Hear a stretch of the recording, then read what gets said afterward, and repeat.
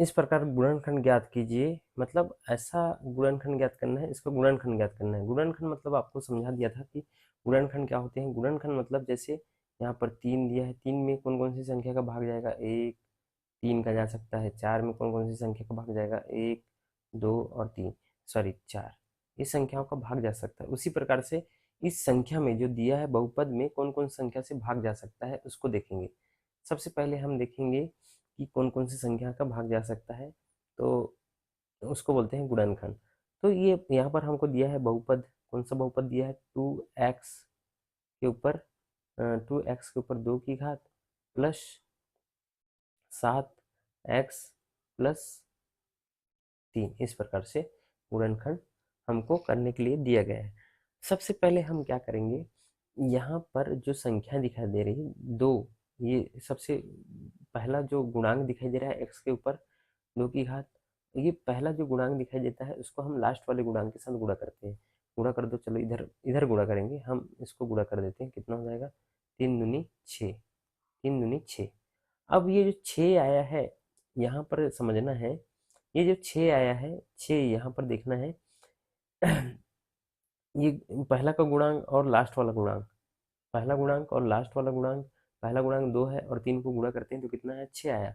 अब ये जो 7 दिखाई दे रहा है बीच में मध्य पद को विभाजित करने, ऐसा विभाजित करना है कि जोड़ने घटाने पर कितना आना चाहिए, जोड़ने घटाने पर 7 आना चाहिए, जोड़ने घटाने पर कितना आना चाहिए, 7 आना चाहिए, और गुणा करने पर 6 आ जाना चाहिए।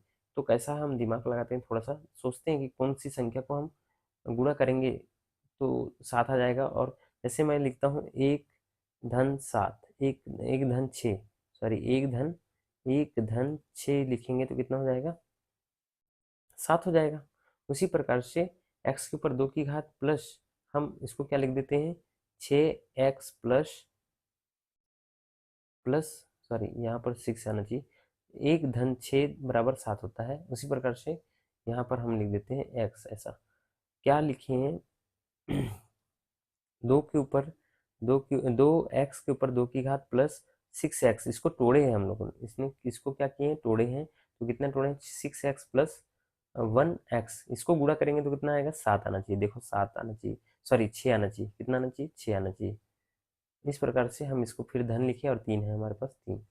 अब ये दोनों संख्या में देखो और ये दोनों संख्या में देखो कौन सा संख्या कॉमन दिखाई दे रहा है। अब देखो यहाँ पर हम इसको कॉमन फिर से निकालते हैं। यहाँ लिखा है 2x के ऊपर 2 की घात, मतलब इसको फिर से समझाते हैं। यहाँ पर लिखा है कितना, यहाँ पर लिखा क्या है, 2x, यहाँ 2x लिखा है। यहाँ x के ऊपर 2 की घात, मतलब हम क्या लिख सकते हैं, x और एक बार और x, 2 बार x। यहाँ पर प्लस लिखा है तो प्लस लिखेंगे, और यहाँ पर कितना लिखा है, 6x, यहाँ पर प्लस लिखा है तो प्लस लिख देते हैं। और यहाँ पर कितना लिखा है, एक बार इसको भी समझ लेते हैं, 6 को और तोड़ो, 6 को तोड़ लेते हैं धीरे से समझाने के लिए, और क्या करते हैं इसको समझा देते हैं। 6 को हम तोड़ सकते हैं, 2 गुणा 3, 2 गुणा 3 लिख सकते हैं, और x है तो x लिख सकते हैं। ये है, 6 को हम तोड़े हैं, कितने में छोड़े हैं, 2x, 2 गुणा 3 में, और यहाँ पर प्लस है तो प्लस, और एक x है तो एक x लिख देते हैं। यहाँ पर x लिखे चाहे एक x लिखो, दोनों की बातें कही है। यहाँ पर कितना है, 3 है।